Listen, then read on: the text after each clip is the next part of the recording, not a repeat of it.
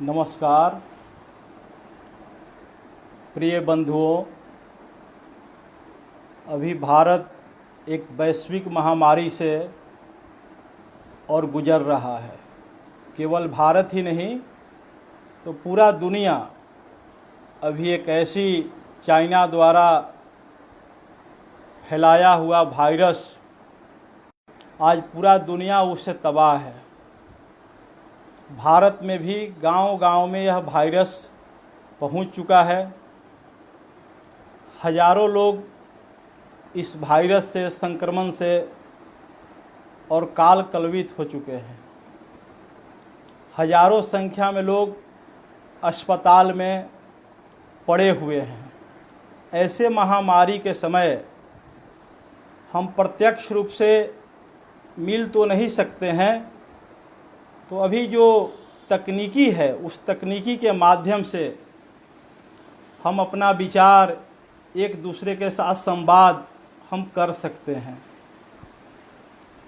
उसी के तहत आज बाबा कोकिला चंद्र विचार मंच गंगरा के तरफ से और मुझे कुछ विषय रखने के लिए कहा गया है। तो पहले तो उस पूरे ग्रामवासियों को मैं और प्रणाम करता हूं कि मुझे जैसे व्यक्ति को और विचार रखने के लिए उन्होंने चयन किया। आज का जो विषय है, मेरा गांव मेरा तीर्थ। हम सब जानते हैं बंधुओं कि अपना समाज, भारत का समाज, यह 3 स्थानों पर रहता है। एक है ग्रामवासी, दूसरा है नगरवासी और तीसरा है वनवासी। यानी अपना परिवार एक बड़ी आबादी, लगभग 75% आबादी और गांव में निवास करता है। भारत के गांवों में 20% आबादी शहरों में निवास करते हैं, बड़ा महानगरों में, और अपने समाज के 5% ऐसी आबादी है जो वनों में निवास करता है। इसलिए अपना परिवार नगरवासी, ग्रामवासी, वनवासी, ये तीनों स्थान पर रहने का काम करता है। आज का जो विषय है कि मेरा गांव मेरा तीर्थ। जहाँ पर हम रहते हैं, जिस गांव में, वह गांव हमारे लिए रहने का केवल स्थान नहीं है, तो हमारे लिए वो तीर्थ है। वो तीर्थ के समान है। जैसे हमारी श्रद्धा अयोध्या के प्रति, मथुरा के प्रति, वृंदावन के प्रति जैसे जुड़ा हुआ है, श्रद्धा जुड़ा हुआ है, लगाव है, वहाँ के मिट्टी से प्यार है, उसी तरह अपना यह जो जन्मभूमि है, जिस जन्मभूमि में मेरा जन्म होता है, यह जन्मभूमि के प्रति मेरा उतना ही लगाव होना चाहिए। इसलिए मेरा गांव मेरा तीर्थ है। भारत के एक बड़े सन्यासी ने कहा है कि यह जो मेरा गांव है वह बचपन का झूला है, जवानी की फुलवाड़ी है और बुढ़ापे की काशी है। यह गांव, इसी गांव में हम बचपन में मेरी माँ और गोद में लोरी सुनाती है, लोरी सुनाती है, हम झूला में झुलाए जाते हैं। उसी लोरी में, उसी गोद में हम किलकारी भरते हैं। जब थोड़ा बड़े होते हैं तो उसी गांव के मिट्टी में हम खेलते हैं, लौटते हैं, भूलते हैं, मिलते हैं। यह शरीर उस मिट्टी से तैयार होता है। और थोड़ा जब जवान होते हैं, तरुणाई अवस्था में, यही हम कुश्ती करते हैं, यही हम खेलते हैं। और जब बुढ़ापे आती है, जब हम अंतिम यात्रा के तैयारी में रहते हैं, तो यह गांव जो बचपन का झूला था, जवानी की फुलवाड़ी था, वो बुढ़ापे की काशी हो जाती है। यानी हर व्यक्ति की इच्छा रहती है कि मेरा जो दाह संस्कार हो अंतिम यात्रा का, वो काशी में हो। सबकी इच्छा रहती है।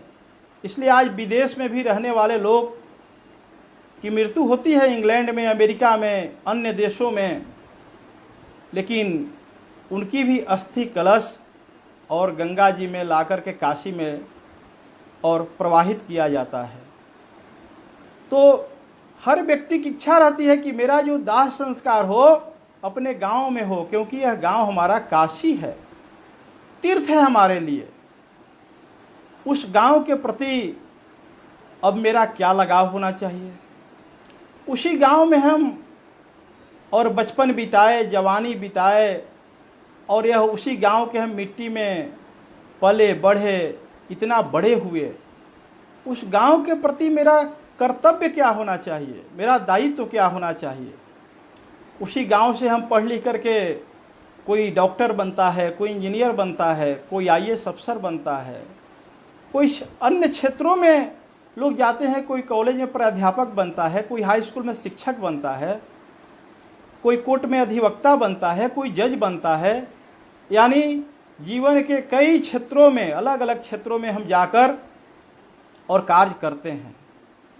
लेकिन कार्य करने के बाद, बड़े दायित्व में, बड़े पदों पर आने के बाद अपने गांव के प्रति लगाव रहता है क्या? आज उसकी आवश्यकता है। ऐसा देखा जा रहा है धीरे धीरे कि आज से जो 50 वर्ष पूर्व गांव के प्रति जो आदर का भाव, श्रद्धा के भाव, पूर्वजों के प्रति, अपने गांव के गौरव के प्रति जो लगाव था, वह धीरे धीरे कम होते दिख रहा है। जैसे जैसे बड़े शहरों में लोग जा रहे हैं, धीरे धीरे गांव के प्रति उनका लगाव खत्म हो रहा है। लेकिन ऐसे कई उदाहरण भी हैं जिनके गांव के संस्कार से पले बड़े हुए, वो अच्छी नौकरी प्राप्त किए, अच्छे स्थान पर गए, लेकिन अपने गांव को नहीं भूले हैं। अपने ही बिहार में एक मनीष जी हैं, वो आईआईटी कानपुर से इंजीनियरिंग किए, लेकिन वो कोई बड़े सॉफ्टवेयर इंजीनियर बनने के बाद कोई बड़े कंपनी ज्वाइन नहीं जाकर किया, उन्होंने बड़े शहरों में नहीं गए। उनको गांव याद था अपनी। उनको लगा कि हम अपने गांव के भलाई के लिए, गांव के विकास के लिए, गांव को स्वावलंबी बनाने के लिए हम क्या कर सकते हैं। इसलिए मनीष जी ने, उन्होंने कहा अपने कई और इंजीनियर मित्रों को कि बैक टू द विलेज, गांव की ओर चलो, और गांव के किसानों को कृषि के क्षेत्र में और आत्मनिर्भर बनाने के लिए, कृषि के क्षेत्र में ज़्यादा से ज़्यादा कैसे कम लागत में, कैसे जैविक और खादों का प्रयोग करते हुए और ज़्यादा से ज़्यादा कैसे हम उत्पादन कर सकें, कैसे स्वावलंबी बन सकें, कैसे भी किसान और खेत से और उसका लगाव बढ़े, खेत से वो कटे नहीं, कृषि करना वो अपमानजनक नहीं, सम्मानजनक समझे।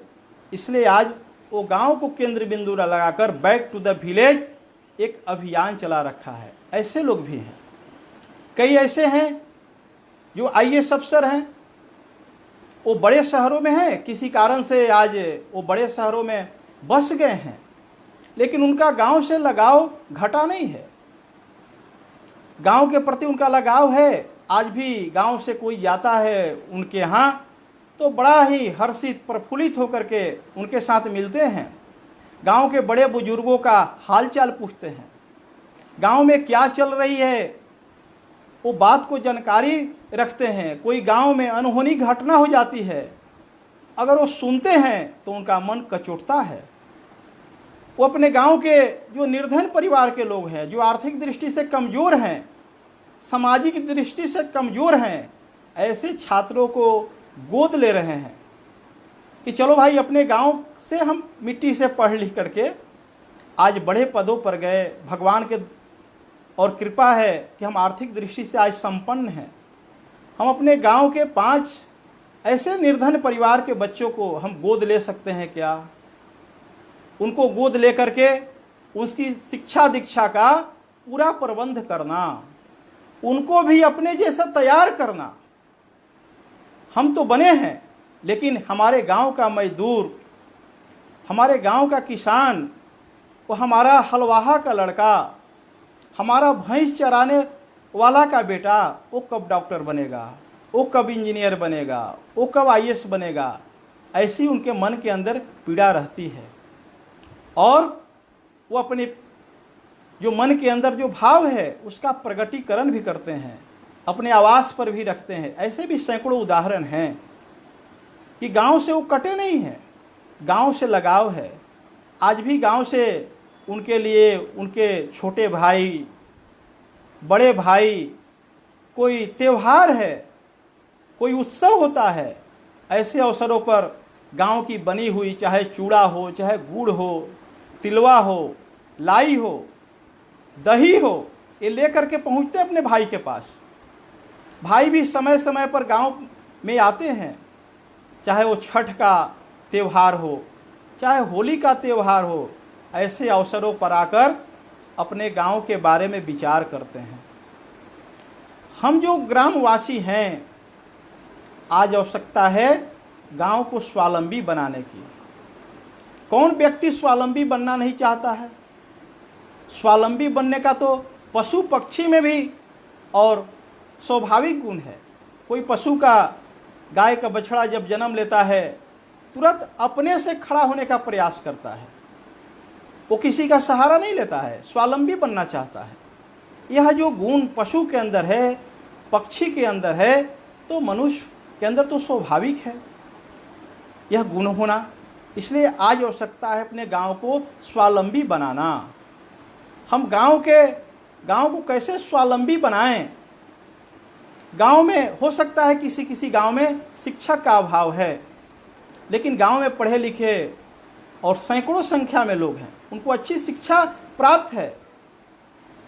वो जाकर अपने विद्यालय में 2 घंटा बैठ सकते हैं, आराम से विद्यालय का देखभाल कर सकते हैं। वहाँ जो पदस्थापित शिक्षक हैं उनसे समन्वय बनाकर और शिक्षा देने का काम कर सकते हैं। जब उनको विद्यालय से लगाव होगा, गांव के बच्चों से लगाव होगा, गांव से लगाव होगा, तो ज़रूर विचार करेंगे और अपने गांव के विद्यालय में जाकर घंटा 2 घंटा बैठकर और उनको शिक्षा देने का काम जरूर करेंगे। कई ऐसे और बुजुर्ग होंगे गांव में जो आज शिक्षक से रिटायर हो गए, घरों पर उनको बहुत काम नहीं है, वो भी शाम में और 1 घंटा 2 घंटा समय निकालकर ऐसे बच्चे जिनकी शिक्षा थोड़ा कमज़ोर है, उनके पास पैसे का अभाव है, वो ट्यूशन दूसरे जगह नहीं जा सकते हैं पैसे के अभाव में, उनको हम ट्यूशन पढ़ाने का काम कर सकते हैं। यानी उनको हम खड़ा कर सकते हैं। जैसे अपने पोता पोती को खड़ा करने में और मन में ललक रहता है, वैसे अपना पोता समझकर, गांव की बच्चियों को पोती समझकर उनको भी हम शिक्षा दीक्षा दे सकते हैं। तो गांव को स्वावलंबी बनाने की आवश्यकता है। कृषि के क्षेत्र में, शिक्षा के क्षेत्र में, जब स्वावलंबी गांव बनेगा तब वह गांव धीरे धीरे शक्तिशाली बनेगा। उसका अगल बगल क्षेत्रों में पहचान खड़ा होगा, उससे लोग प्रेरणा प्राप्त करेंगे। गांव की आवश्यकता है समरसता कायम करने की। गांव में समरसता थी, बीच के कालखंडों में इधर कुछ तो राजनीतिक और नेताओं के कारण, कुछ अपनी गलती के कारण, कुछ अंग्रेजी शिक्षा दीक्षा के कारण, यानी चौतरफा हमला होने के कारण गांव की समरसता कमज़ोर हुआ है। आज फिर से गांव की समरसता को मजबूत करने की आवश्यकता है। गांव में तो इतना अटूट समरसता था कि गांव में सभी जाति के लोग रहते थे। जातियां अलग अलग थी, लेकिन कोई अगड़ा पिछड़ा नहीं था, कोई दलित महादलित नहीं था, कोई सवर्ण, कोई पिछड़ा, कोई अति पिछड़ा, ये नहीं था। अलग अलग जाति के लोग रहते थे, एक दूसरे से सबका समन्वय था, एक दूसरे का सम्मान करना सब कोई जानता था, एक दूसरे का सब कोई सहयोग लेना जानता था। यानी कोई ब्राह्मण के घर में और किसी का बच्चा जन्म लेता था, उस समय उस घर के मुखिया अपने ही गांव के जो चर्मकार परिवार के बंधु हैं उनके घर में जाते थे निमंत्रण देने कि हमारे घर में बहू को और प्रसव पीड़ा होने वाला है, आप चल करके संभालिए। ये चर्मकार बंधु गांव के फैमिली डॉक्टर हुआ करते थे। वो जाकर के उनके घर की माताएं और जाकर प्रसव पीड़ा कराती थी, और वही महिला प्रसव पीड़ा कराने जाती थी जिसके स्तन से दूध चलता है था।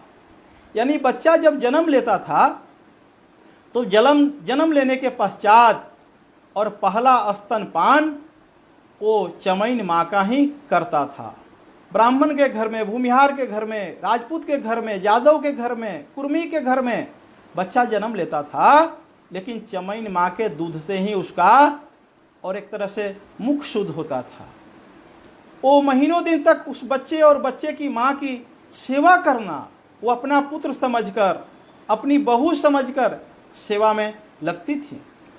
उनको उपहार भी मिलता था, उनको सम्मान मिलता था, उनके साथ कोई भेदभाव नहीं था। उनके घर में भी जब शादी विवाह होती थी, उनके घर में कोई दामाद आता था और गांव की किसी गली से वो जब गुजरते थे तो गांव घर के लोग उनको पाहुन ही कह करके, मेहमान कहकर ही पुकारते थे। यानी मेरे गांव के दामाद हैं, किस जाति के हैं वो महत्व नहीं था, मेरे गांव के हैं। अपने दरवाजे पर लोग स्वागत करते थे। पहली बार कोई आता था किसी भी जाति के दामाद किसी के दरवाजे पर, लोग विदाई करते थे। इतनी गांव की और आंतरिक समरसता मजबूत थी। शादी विवाह के अवसर पर एक दूसरे के यहाँ से सामानों का आदान प्रदान, एक दूसरे के लोग सहयोग, हाथ बटाने का, इतनी समरसता का उदाहरण शादी विवाह के अवसर पर सहयोग का। कुम्हार परिवार के घरों से कलसा आती थी, उस कलसा की पूजा होता था। डोम परिवार के घरों से और दौरा आता था, उसकी पूजा। नाई परिवार के और छूड़े की पूजा होती थी।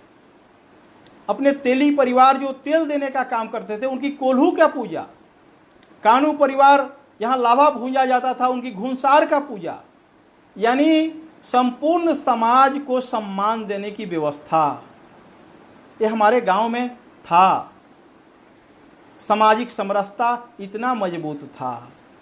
बीच के कालखंडों में किसी न किसी कारण से सामाजिक समरसता कमज़ोर पड़ा।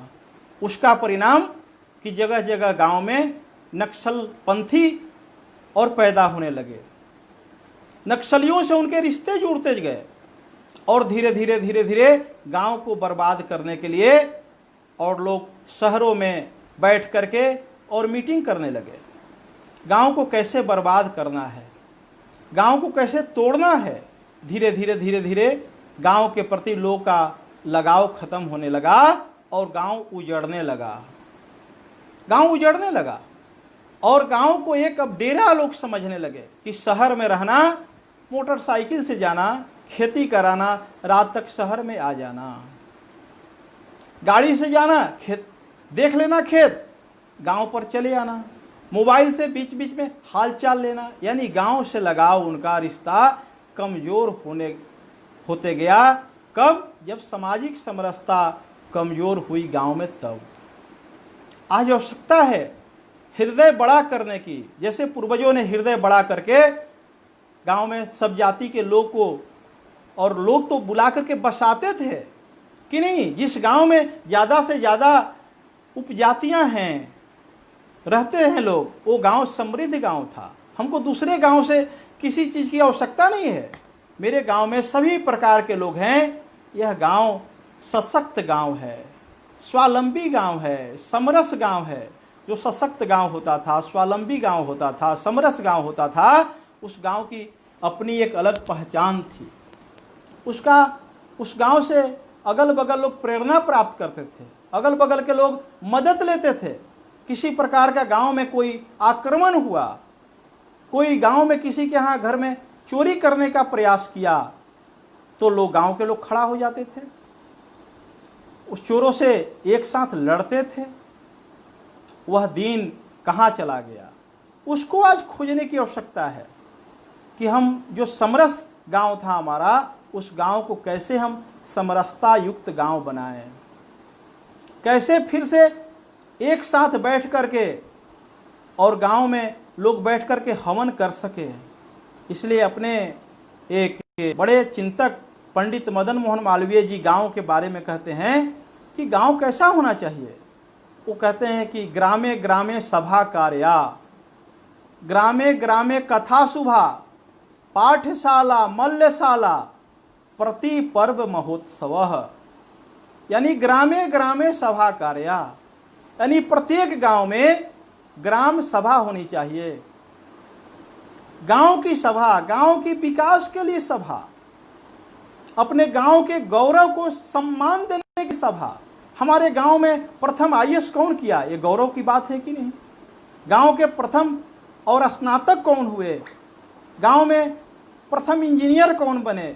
गांव के उद्योगपति जो कहीं जाकर के ख्याति प्राप्त किए? गांव का कोई कलाकार, अच्छा संगीत गाने वाला, कोई चित्रकार, कोई नाटककार, कोई अच्छा जूता बनाने वाला, कोई अच्छा सैलून चलाने वाला जिसकी ख्याति है। अलग अलग क्षेत्रों में काम करने वाले जो ख्याति प्राप्त हुए, उनके लिए सभा, गांव के विकास के लिए सभा, गांव की कमियों को दूर करने के लिए सभा, आगे की प्लानिंग करने के लिए सभा। इसलिए गांव की अपनी सभा, ग्राम सभा प्रत्येक गांव में होना चाहिए। ग्रामे ग्रामे सभा कार्य, ग्रामे ग्रामे कथा शुभा। प्रत्येक गांव में कोई अच्छे विद्वान बुलाकर, जिनका जीवन और सादगीपूर्ण रहा, जिनका कथनी करने में जो कहते हैं वो करते हैं, उनका जीवन में झलकता है, ऐसे महापुरुष को बुलाकर, ऐसे विद्वान को बुलाकर, ऐसे प्रेरणा पुरुष को बुलाकर गांव में प्रेरणादायक घटनाओं की चर्चा होनी चाहिए। रामायण की और वेद की, उपनिषद की, ये सब विषय पर, गीता की और गांव में और चर्चा होनी चाहिए। उस पर प्रसंग पर कथा होना चाहिए। इससे व्यक्ति अपने और मिट्टी से जुड़ता है, उसके अंदर संस्कार प्राप्त होता है। तो ग्रामे ग्रामे सभा कार्या, ग्रामे ग्रामे कथा शुभा, पाठशाला। प्रत्येक गांव में गांव की अपनी पाठशाला, अपनी पाठशाला। जब गांव के लोग अपनी पाठशाला बनाए थे, जिसमें गांव के लोग का खून पसीना लगा था, जो संपन्न व्यक्ति था वो ईंटा देता था, कोई सीमेंट देता था, कोई और बांस देता था। जो आर्थिक दृष्टि से कमजोर थे वो भी उनसे पीछे नहीं थे, वो भी अपना परिश्रम करते थे, उसमें जाकर मजदूरी का पैसा नहीं लेते थे। नहीं, गांव में विद्यालय बन रहा है, गांव के बच्चे, हमारे बच्चे इसी विद्यालय में पढ़ने वाले हैं, इसलिए एक सुंदर विद्यालय बनाते थे। जब उसमें अपना परिश्रम लगता था, खून और पसीना लगता था, पैसा लगता था, उस विद्यालय के प्रति दर्द रहता था, वह विद्यालय चमकता था, वह विद्यालय दूर से ही संस्कार युक्त जैसा लगता था। आज गांव में विद्यालय है, लेकिन वह विद्यालय रो रहा है, क्योंकि उससे हमारा लगाव नहीं रहा। वह सरकार पर हम हाथ पसारने लगे। जो काम सरकारी होता है वो असरकारी कम होता है, उस पर बहुत लगाव नहीं है। गांव में विद्यालय हैं, लेकिन आधे गांव की विद्यालय के खिड़की कबरा हुआ है, उसमें दरवाजे कम दिखते हैं। कुछ गांव के ही बच्चे जाकर दीवार पर कुछ और लिखे हुए दिखते हैं। लेकिन जब गांव का खून और पसीना से विद्यालय बना था, तो वह विद्यालय चमकता था, वह विद्यालय के प्रति दर्द था। तो प्रत्येक गांव का अपना अच्छी पाठशाला, संस्कार देने वाली पाठशाला, शिक्षा देने वाली पाठशाला। आज शिक्षा मिल रही है विद्यालयों में, लेकिन संस्कार नहीं मिल रहा है। शिक्षा तो प्राप्त हो रही है, लेकिन संस्कार का अभाव है। संस्कार के अभाव में व्यक्ति कट जाता है, कट जाता है। जैसे लटाई से और पतंग जब कट जाता है, तो वह पतंग कहाँ जा कर के गिरेगा? वह पेड़ पर गिरता है कि नदी में गिरता है, किसी जानवर के शरीर पर गिरता है या मैला पर जाकर गिरता है, अब वो कटी हुई पतंग कहीं भी जाकर गिर जाता है।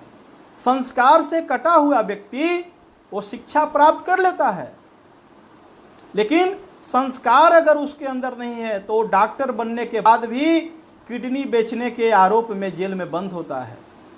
वो IAS बनने के बाद भी घूस लेते हुए ट्रांसफर पोस्टिंग में वो जेल जाता है। वो इंजीनियरिंग करने के बाद भी संस्कार के अभाव में कमीशन खाने में वो जेल का शोभा बढ़ाता है। तो संस्कार घटने के कारण पाठशाला होनी चाहिए। कैसी पाठशाला? संस्कार देने वाली पाठशाला। जिस पाठशाला से पढ़ लिख करके संस्कारित व्यक्ति वो जब जहाँ जाएगा अपनी संस्कार के बदौलत और पहचान खड़ा करेगा। वह अपनी संस्कार को और प्रगटीकरण उसके जीवन में होगा। वो जहाँ जाएगा दिखाई देगा संस्कार। तो प्रत्येक गांव की पाठशाला, मल्लशाला, प्रत्येक गांव में अखाड़े होने चाहिए। ये नौजवान अपनी शरीर को तंदुरुस्त करने कहाँ जाएंगे? तो अखाड़े में। जब लंगोट पढ़ करके और आधे घंटा अखाड़ा में जो नौजवान धूल लपेटेगा, कुश्ती करेगा, दंड बैठकी करेगा, हट करके सूर्य नमस्कार करेगा, कुछ आसन व्यायाम प्राणायाम करेगा, वह स्वाभाविक रूप से वो ब्रह्मचर्य होगा। स्वाभाविक रूप से उसके तेज दिखाई देंगे, उसका ललाट चमकेगा, उसका स्खलन नहीं होगा जीवन में। वो बिल्कुल हाथ से सच्चा और लंगोट से पक्का पैदा होगा। तो इसलिए पाठशाला संस्कार युक्त और मल्लशाला, ये दोनों जिस गांव में संस्कार युक्त, वहां हाथ से सच्चे लंगोट से पक्के होंगे, यानी उस गांव व्यक्तिगत चरित्र से और राष्ट्रीय चरित्र से परिपूर्ण होगा। इसलिए और पंडित मदन मोहन मालवीय जी कहते हैं कि ग्रामे ग्रामे सभा कार्या, ग्रामे ग्रामे कथा शुभा, पाठशाला मल्लशाला प्रति पर्व महोत्सव। जो पर्व हो, उत्सव हो, वो संपूर्ण गांव का उत्सव हो। पहले था संपूर्ण गांव मिलकर उत्सव मनाता था। दुर्गा पूजा गांव में एक स्थान पर होती थी, लक्ष्मी पूजा एक स्थान पर होता था, सरस्वती पूजा एक स्थान पर होता था। आज गांव में खंड खंड में मूर्तियां बैठ रही है, टोलों में झगड़े हो रहे हैं, मूर्ति बैठाने के लिए गुटबाजी हो रहा है। मूर्ति जब भाषण करने निकल रहा है तो गांव के मोहल्लों में और पता नहीं क्या क्या हथियार का प्रयोग हो रहा है, झगड़े हो रहे हैं। इसलिए जो उत्सव हो वो गांव का उत्सव हो, संपूर्ण गांव का मिलाकर हो। और यह सब कब होगा? जब व्यक्ति के अंदर संस्कार रहेगा। संस्कारित व्यक्ति ही अपने गांव के बारे में विचार कर सकता है, अपने गांव के बारे में सोच सकता है। उसी के अंदर यह तड़पन रहेगा कि मेरा गांव मेरा तीर्थ होना चाहिए। जैसे तीर्थ में हम जाते हैं, कोई जाता है गुरुद्वारा में, वो व्यक्ति वहां से जरूर प्रेरणा प्राप्त करके आता है। गुरुद्वारा में जब व्यक्ति जाता है तो देखता है कि जैसे ही और गुरु ग्रंथ साहब का गुरुद्वारा में दर्शन करने जब जाता है गुरु गद्दी की ओर, उससे पहले ही उसको जूता निकालने की व्यवस्था कोई करता है। और एक से एक पढ़े लिखे लोग, अच्छे व्यापारी, अच्छे घर के लोग, और देख रहे हैं कि उनकी जूता की सफाई करने के लिए वहां बैठे हुए हैं। पैर धुलवाने के लिए कोई खड़ा है, वो पैसा पर नहीं है, वो मजदूर नहीं है। उनके अंदर दर्द है कि कोई गुरुद्वारा में आए तो यहाँ की स्वच्छता देख करके उसके अंदर परिवर्तन हो, वह कुछ सीख करके जाए। इसलिए वहाँ स्वयं जा करके श्रम दान करते हैं। अपने बचे हुए समय में वो ताश नहीं खेलते हैं, जुआ नहीं खेलते हैं, वो साटा नहीं लगाते हैं, वो अपने समय का सदुपयोग करते हैं, समय का दुरुपयोग नहीं करते। और समय का सदुपयोग करके समाज को प्रेरणा देने का वो काम करते हैं। हम वह काम कर सकते हैं क्या अपने गांव में? गांव को हम तीर्थ बना सकते हैं क्या? यानी गांव की स्वच्छता की हम जिम्मेवारी ले सकते हैं? यह सामूहिक चिंतन गांव का, जब सामूहिक चिंतन होगा तब जाकर के होगा। एकांकी चिंतन तो बढ़ रहा है। एकांकी चिंतन ये तरकुल के पेड़ के जैसा होता है। तरकुल का जो पेड़ है, तार का पेड़, वो बहुत लंबा होता है, बहुत लंबा, लेकिन वह तार का पेड़ किसी को छाया नहीं देता है। वो लंबा होता है, छाया नहीं देता है। वो ताड़ी दे सकता है लेकिन छाया नहीं देता है। वो नशा दे सकता है लेकिन छाया नहीं दे सकता है, फल नहीं दे सकता है। लेकिन सामूहिक चिंतन बरगद के पेड़ के जैसा होता है, पीपल के पेड़ के जैसा। ये बरगद के पेड़ में, पीपल के पेड़ में और छांव मिलते हैं, शीतलता मिलती है, उनसे ऑक्सीजन मिलता है, व्यक्ति की आयु बढ़ती है। और कहीं धूप से आता है तो शीतल छाया में बैठकर चिंतन करता है, आराम करता है, रिलैक्स करता है, फिर अपने कामों में आता है। आज आवश्यकता है सामूहिक चिंतन की। सामूहिक चिंतन के द्वारा सबकी राय लेकर के और गांव के बारे में हम विचार करें। जब सामूहिक चिंतन से काम शुरू होता है तब सबको लगता है कि इसमें मेरा भी भूमिका था, हम भी उस चिंतन में थे, हम भी अपनी विचार व्यक्त किए थे। यह जो निर्णय हुआ है यह सबका निर्णय है।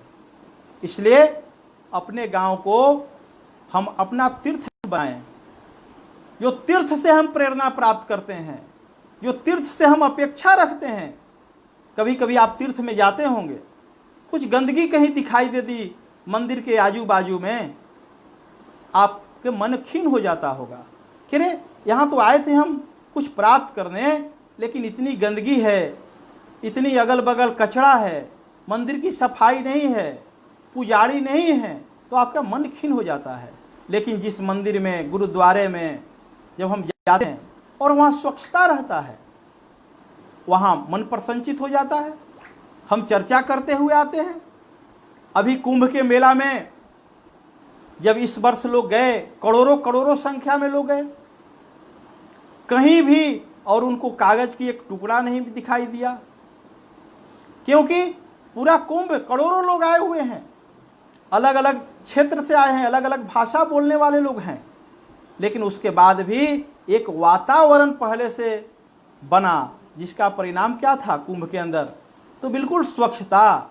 कहीं कोई लघु शंका करते हुए रोड पर नहीं दिखाई दे रहा है, कोई पखाना करते हुए रोड पर व्यक्ति नहीं दिखाई दे रहा है, उचित स्थान पर ही जाता है। तो हम भी अपने गांव को तीर्थ बनाएं। बंधुओं, यह जो गांव है, यह जो ग्राम है, यह ग्राम क्या है?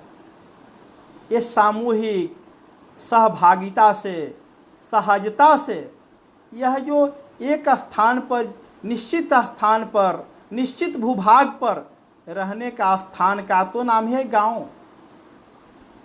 निश्चित स्थान है, सबकी सहभागिता है, सामूहिकता है, समरसता है। यह शरीर से हम सीख सकते हैं, शरीर से उदाहरण प्राप्त कर सकते हैं। यह जो हमारा शरीर है, यह शरीर में सब अंगों का अलग अलग काम है, सबका काम बंटवारा है, लेकिन एक दूसरे का कोई विरोधी नहीं है। पैर का काम हाथ नहीं करता है, पैर का काम पैर ही करता है। लेकिन जैसे ही पैर में और कांटा चुभता है, तुरंत हाथ वहां पहुंच जाता है। आंख में कोई धूल आ जाता है, हाथ तुरंत मलने लगता है।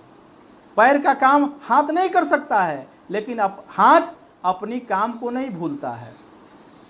जो शरीर का अंग अपना काम भूल गया, इसका अर्थ समझा जाता है कि वह अंग और लकवाग्रस्त है, पैरालिसिस उसको मार दिया है, लकवाग्रस्त हो गया। यानी हाथ नहीं काम कर रहा है, इसका मतलब कि वो लकवाग्रस्त है। हम अपने गांव को लकवाग्रस्त न बनाएं, हम अपने गांव को सशक्त बनाएं, स्वावलंबी बनाएं, समरस बनाएं। इसके लिए अपनी भूमिका। इसके लिए हम क्या कर सकते हैं? हम जहाँ हैं वहीं से अपने गांव के लिए क्या कर सकते हैं?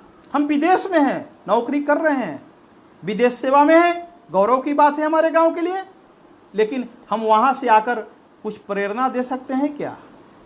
कई गांवों में, कई स्थानों पर हैं आज वहाँ से, और दर्जनों संख्या में पढ़े लिखे लड़के इंजीनियर बने हैं, IITN हैं, जो अपने अब गांव में आते हैं तो गांव में लाइब्रेरी बना है गांव के लिए, कुछ पुस्तक खरीद कर लाते हैं गांव के लिए उस लाइब्रेरी में और पुस्तक को रखते हैं, ताकि हम तो पढ़ लिख करके IITN बन गए, लेकिन आने वाली पीढ़ी भी IITN होनी चाहिए। उसके लिए पुस्तक की व्यवस्था, 2-3 घंटे गांव के विद्यार्थियों के साथ संवाद करते हैं, उनको टिप्स देते हैं, उनको सुझाव देते हैं, वो अपने अनुभव शेयर करते हैं। तो जितना ही देर के लिए वो गांव आते हैं, गांव का दर्द, गांव के मिट्टी का संस्कार उनके अंदर रहता है, तो कुछ न कुछ गांव के लिए वो अवश्य करते हैं। हम जहाँ हैं वहीं से अपने गांव के बारे में हम विचार करें और अपने गांव को और सबल बनाएं, सशक्त बनाएं। ये सब आप लोग से प्रार्थना करते हुए गांव की प्रकृति को हम समझें, पर्यावरण के दृष्टि से गांव के लिए हम क्या कर सकते हैं, इस पर हम विचार करें। आज पर्यावरण को लेकर के पूरा दुनिया के अंदर और पूरा विश्व में और हलचल हो रही है। नदियों का जल स्तर घट रहा है। आप इस साल देखे होंगे कि 3-4 महीना का जो ये लॉकडाउन हुआ और इससे प्रदूषण कितना कम हुआ। समय से बारिश प्रारंभ हो गई, समय से पूर्व किसान अपनी खेती कर लिए। ये पर्यावरण और संतुलित हुआ, उसका परिणाम आज किसान के चेहरे पर खुशी है। लेकिन आज से साल भर पहले ही कई ऐसे बिहार के गांव थे जहां पर खेती नहीं हुई थी, बारिश ही नहीं हुआ। शहरों से लोग भाग रहे थे गांव की ओर, शहर में मोटर फेल हो रहा था और उसका प्रभाव जब पर्यावरण प्रभावित हुआ तो केवल शहर ही नहीं तो कई गांव के चापेकल फेल हो गए थे, मोटर फेल हो गया, टैंकरों से जगह जगह से लोग पानी मंगवा रहे थे, गांव में पानी लेने के लिए झगड़े हो रहे थे। तो हम पर्यावरण के दृष्टि से अपने जन्मदिन के अवसर पर, परिवार में जन्मदिन के अवसर पर हम वृक्ष लगा सकते हैं क्या? जिनके पास जगह नहीं है उनको हम कुछ जगह उपलब्ध करा सकते हैं क्या वृक्ष लगाने के लिए? कई लोग होंगे गांव में ऐसे, उनके पास जगह नहीं है। जिनके पास जगह है वो अपना हृदय बड़ा करें और अपने जगह उपलब्ध कराएं कि भाई आप अपने जन्मदिन पर इस स्थान पर आप वृक्षारोपण करें। विद्यालय का कैंपस हो सकता है, गांव का और अन्य स्थान हो सकता है। वृक्ष की और रक्षा करें, केवल वृक्षारोपण ही नहीं तो वृक्ष की रक्षा करने का भी हम काम करें। अभी रक्षा बंधन उत्सव अभी समाप्त हुआ है 5 दिन पहले। उस समय हम देख रहे होंगे कि बहन अपने भाई के कलाई पर राखी बांधने के लिए कितना बेचैन रही होगी। जो बहनों की शादी हो गई वहीं से मोटरसाइकिल से, 4 व्हीलर से वो आकर अपने भाई के कलाई पर राखी बांधने के लिए बेचैन थी। क्यों उसके अंदर बेचैनी है? क्यों अपने भाई के लिए तड़पन है? उसका भाई सीमा पर है, सेना में है, बॉर्डर संभाल रहा है, बहन के अंदर तड़पन है, मेरे भाई के पास राखी पहुंचे। यानी उसको भाई से लगाव रहने के कारण उसके अंदर तड़पन है।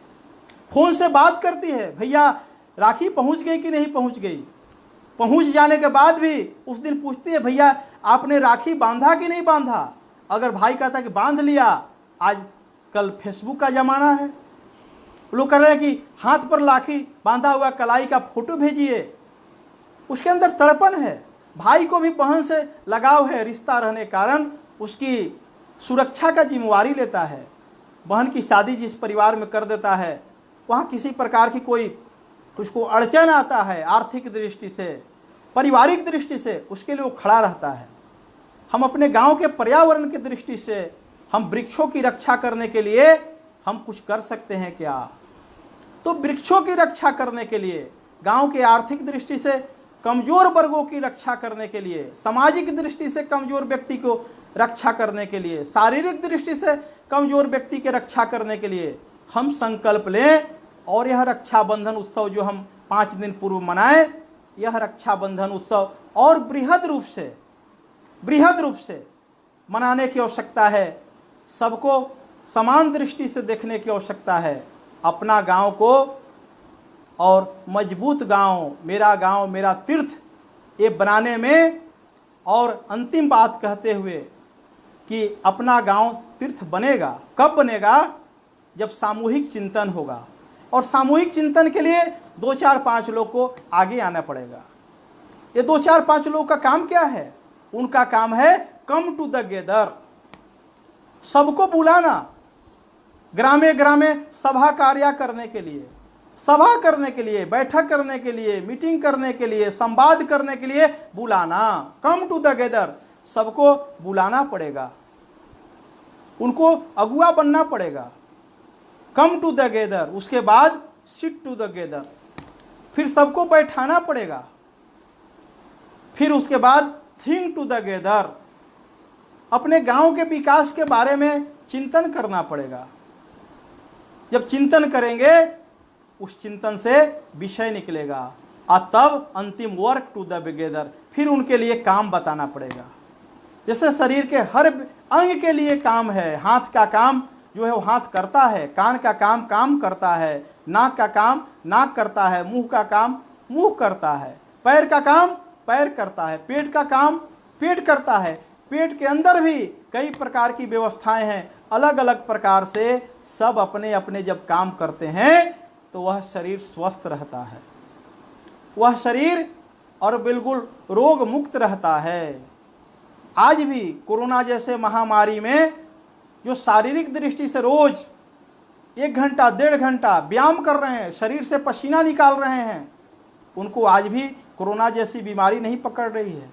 इस महामारी में भी आप देखिए, शहरों में जितना तेजी से महामारी है उतना गांव में नहीं फैला हुआ है। गांव में अभी दस्तक देना शुरू किया है, वो भी किसके कारण? तो शहर से लोग जो आ रहे हैं वो बीमारी लेकर के आ रहे हैं।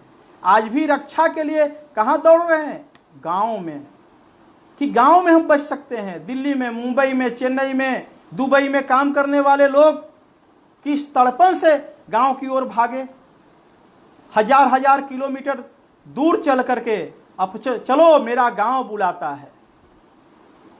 गांव के प्रति, गांव में जाएंगे तो हमारी रक्षा होगा, उनको गांव याद आ गया, गांव में ही रक्षा होगी। इसलिए बंधुओं, ये come together, sit together, think together, work together जब हम करेंगे, गांव अपने आप शक्तिशाली बनेगा, समृद्ध बनेगा, समरस बनेगा, मेरा गांव मेरा तीर्थ बनेगा। यह प्रार्थना करते हुए मैं अपनी बात समाप्त कर रहा हूं।